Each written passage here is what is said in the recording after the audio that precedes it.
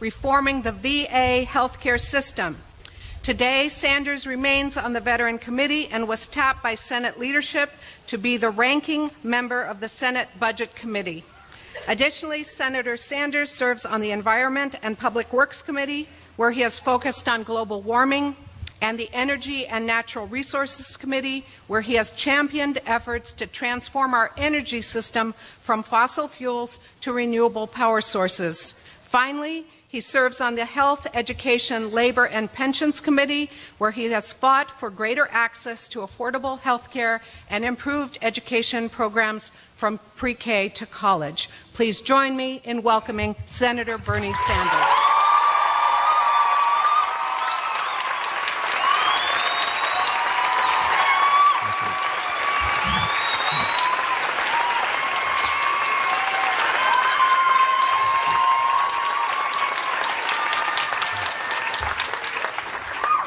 Let me begin by thanking President Collins for the invitation to speak today and to offer her congratulations on being named president of the new Northern Vermont University.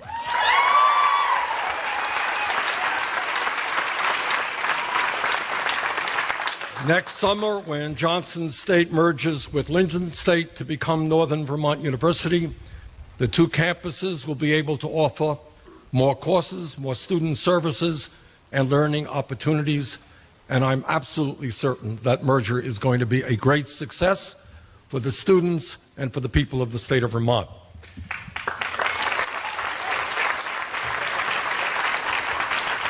Let me also recognize some special guests, Lieutenant Governor David Zuckerman, and thank him for all the work he has done in so many areas. And Jeb Spaulding, who has served our state in many, many capacities, doing a great job. Jeb, thank you for what you do. And I also want to recognize the faculty and the staff at Johnson State for the enormously important work you do and for making this college such an extraordinary institution. Thanks very much for what you do.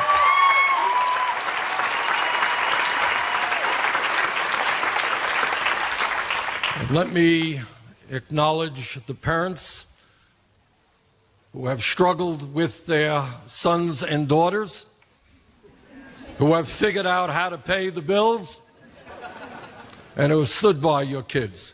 Thank you for what you have done, but mostly today is the day of the young people. Congratulations on your graduation, and my very best wishes to you in the coming years. Congratulations.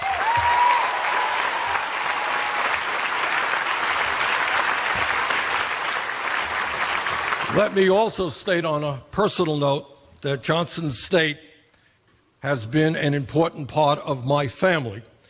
My oldest son, Levy, went here for a while, played on the basketball team. My oldest daughter, Heather, went here as well. My youngest daughter, Karina, who is here today, is now the director of the woodworking program here at Johnson.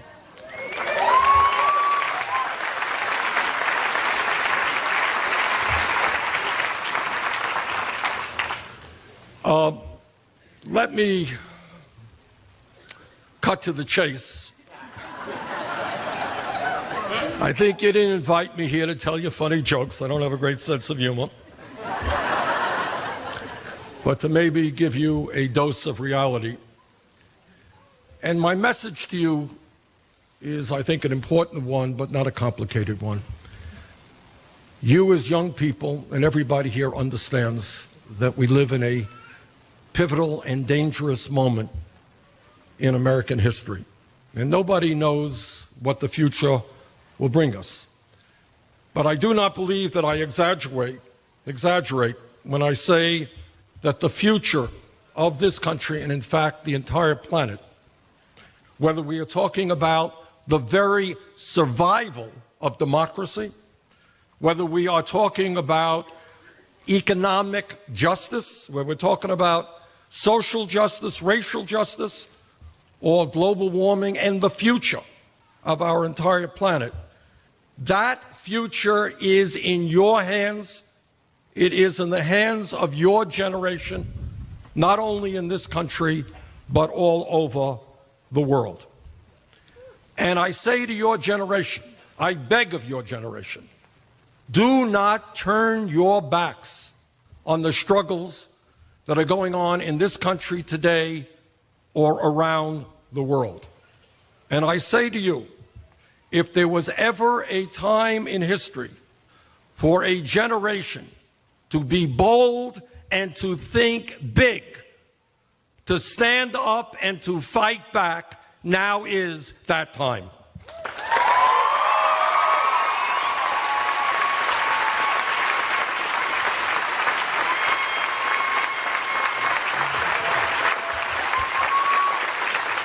Now, you may not know it by watching cable TV,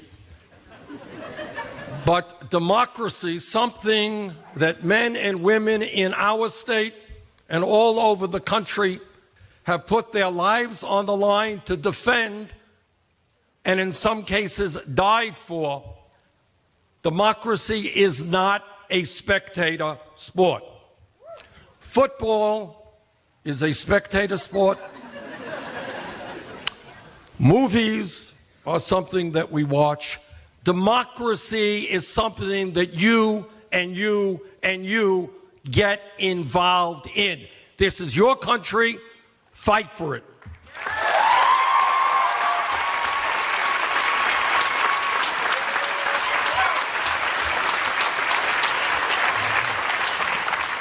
To paraphrase the great abolitionist Frederick Douglass, freedom is not given to anyone. It is taken, it is fought for. This country and our planet today face enormous crises. I have no doubt that these crises can be successfully addressed if you become involved in the political process, if you are prepared to defend this country in every way. If you do that, if you roll up your sleeves and get involved, we will succeed.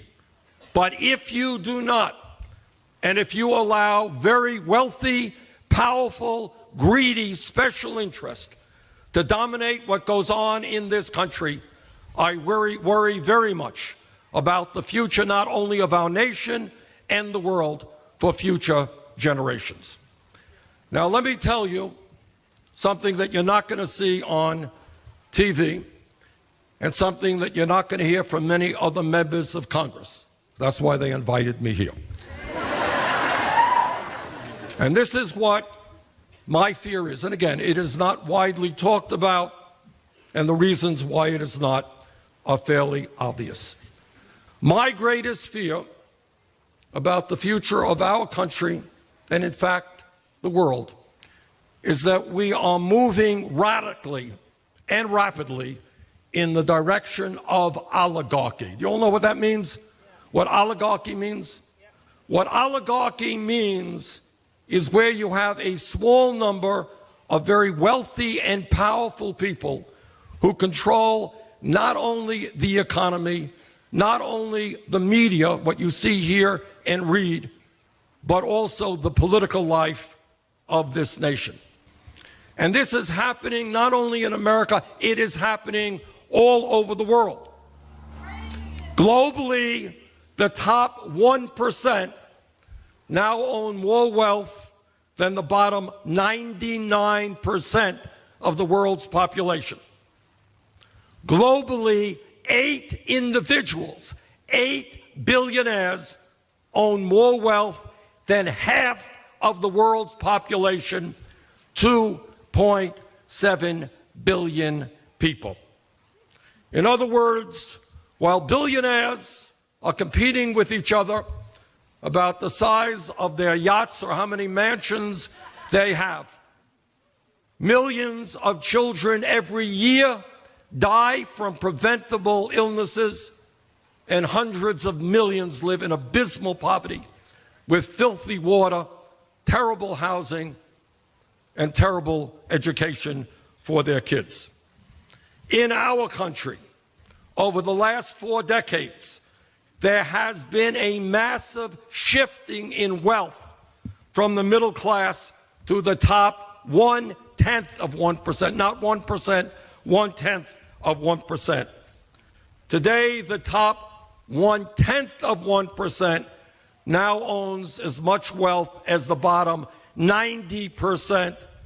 Today, the top 1% earns more income than the bottom 52%. So what we are seeing is a nation in which the very, very rich get richer, middle class continues to shrink, and 43 million people, many of them here in Lamoille County, all over our state, live in poverty and in some cases desperate poverty. The problem, though, is not just economic injustice. The problem is not just a rigged economy. The problem is not just that 6 multinational media conglomerates control 90% of what we see here in Reed. The problem is also a corrupt political system in which big money interests are able to spend hundreds and hundreds of millions of dollars from a handful of families to elect candidates at the federal and state levels who end up representing the wealthiest and most powerful people in this country. Just the other day, 2 days ago, I was in a committee markup where we deal with legislation. And I introduced an amendment that would lower the cost of prescription drugs in this country, one of the major problems that we have. People cannot afford the outrageously high prices from the pharmaceutical industry. And one of the people sitting at the hearing got up and he gave this long speech about how terrible my amendment was, etc., etc. And in 5 minutes' time, you find that this particular guy got $750,000 in campaign contributions from the pharmaceutical industry. And on it goes, whether it's the fossil fuel industry, whether it's the insurance companies, whatever it may be, whether it's Wall Street. Huge amounts of money come into Congress to buy candidates who will do the bidding of very, very powerful special interests. And in case you don't understand what the agenda is, why do these people spend so much money to elect candidates? What do they want?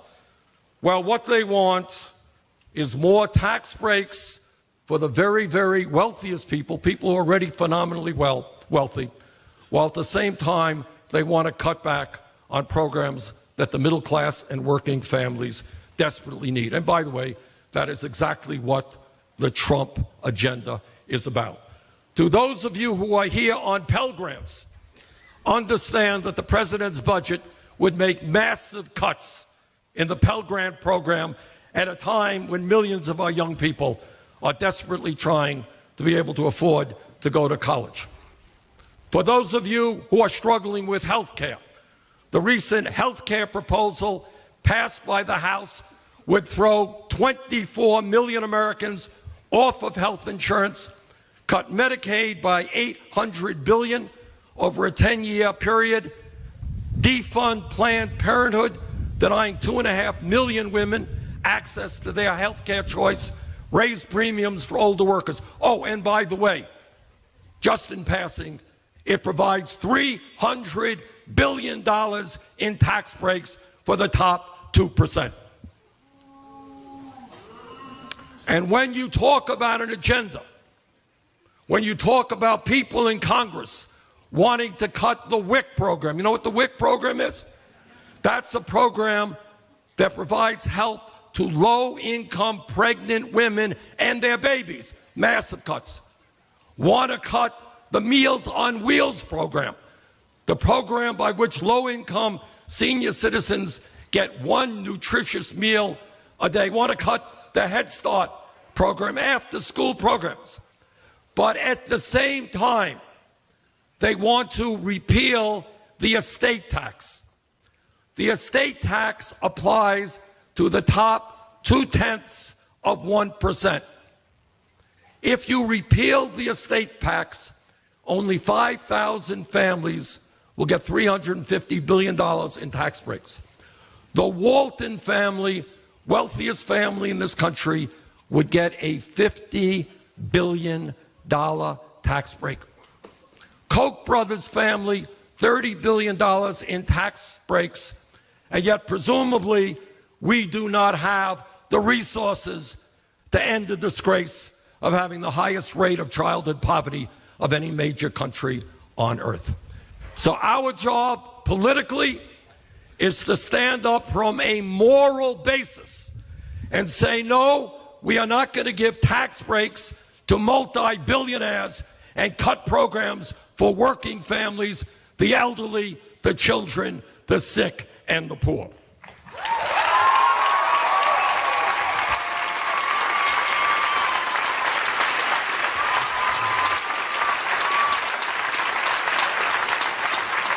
But I say to the young people, it's not only important that we fight back, it's important that we think big and have an ambitious agenda trying to develop the country that we know we can become.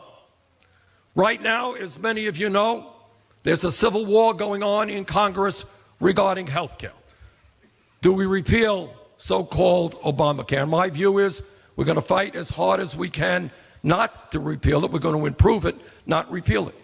But what all of you should know is you are living in the only major country on earth not to guarantee health care to all people as a right. That must be our goal.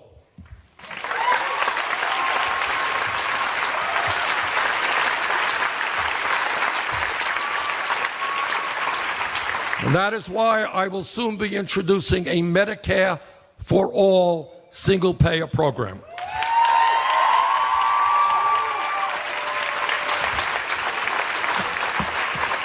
If we were here 10 years ago and somebody jumped up and they said, Bernie, the federal minimum wage of $7.25 an hour is a starvation wage, we should raise it to $15 an hour, the person next door would have said, you're crazy because you can't double the minimum wage. You're thinking too big. You're too radical. And yet, because of the courage, and this is how change takes place, this is how you can make change. Because of the courage of workers in the fast food industry who went out on strike and who told the country working at McDonald's or Burger King, they can't make it on $7.25 or $8 and $9 an hour. As a result of their efforts all over this country, there is legislation pending, legislation that has passed, and I'm going to introduce legislation in Congress to raise the minimum wage to a living wage, $15 an hour.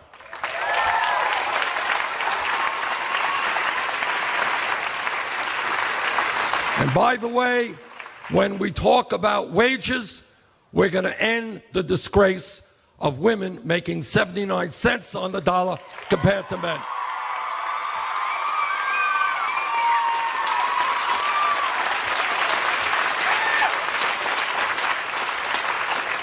And here is another issue that should be of interest to the students and the parents and the faculty and staff here today. We live in a highly competitive global economy. Everybody knows that. We will not succeed today or in the future unless we have the best educated workforce in the world. And there was a time, 25 years ago, we were number one in terms of the percentage of our people who graduated college. But today, because of soaring college costs, we are number 11. Not acceptable. And that is why I hope you will support legislation that I've introduced, which is beginning to gain a foothold in New York State and other states around the country to make public colleges and universities tuition free.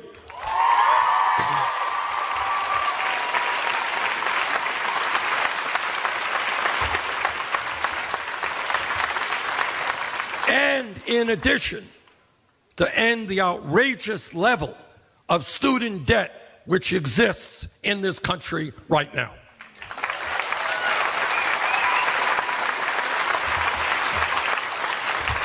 And when people say, well, how can we pay for it? Because it is an expensive proposition. You go ask the people in the Trump administration who want to give $350 billion in tax breaks to the top 0.2%. Yeah, we're not going to give them tax breaks. We're going to start asking them to start paying their fair share of taxes.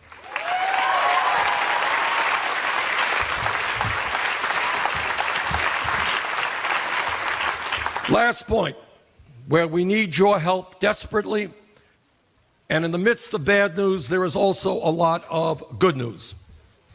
We have a president and an administration who believe that climate change is a hoax. Well, President Trump, again, you are very wrong.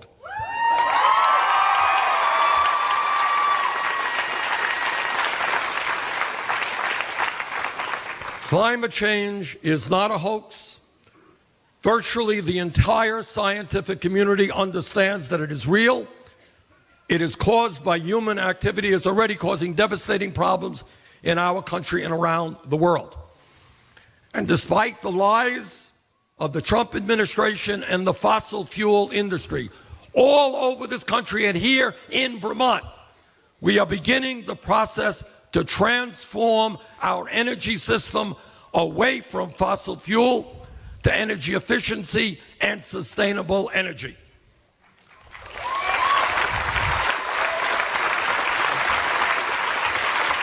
We are making progress, but we have much more to do.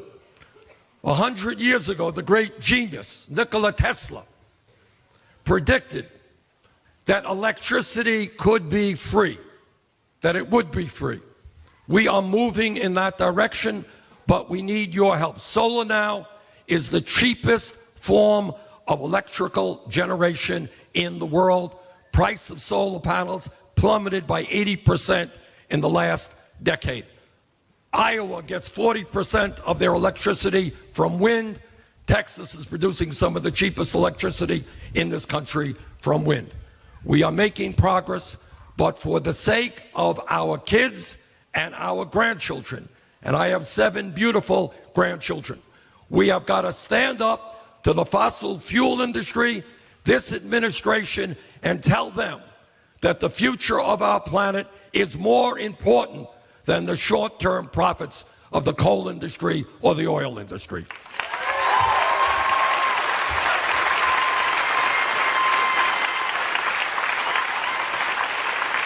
So let me simply conclude by congratulating the graduates here today and wishing you the best, but to beg of you, don't turn your backs on the difficulties and the complexities of the world in which you are living in. It is an easy thing to do. You can throw your hands up and say, it's all crazy, it's horrible, I don't want to get involved. You don't have that option. We are fighting for the future of this country in very fundamental ways.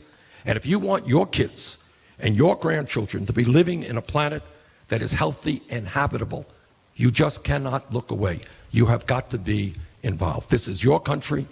Get involved and let us together create the kind of nation that we all know we can become. Thank you all very much.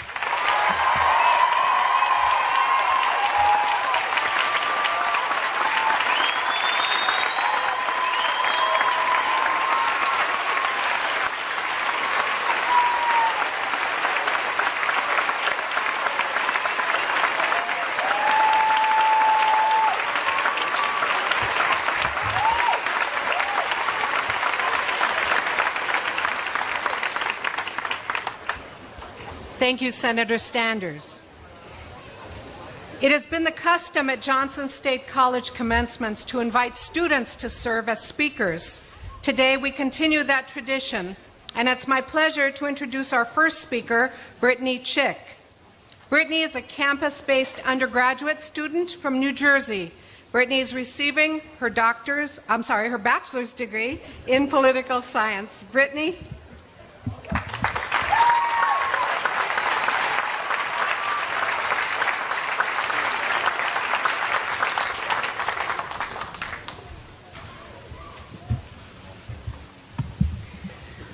Thank you, President Collins.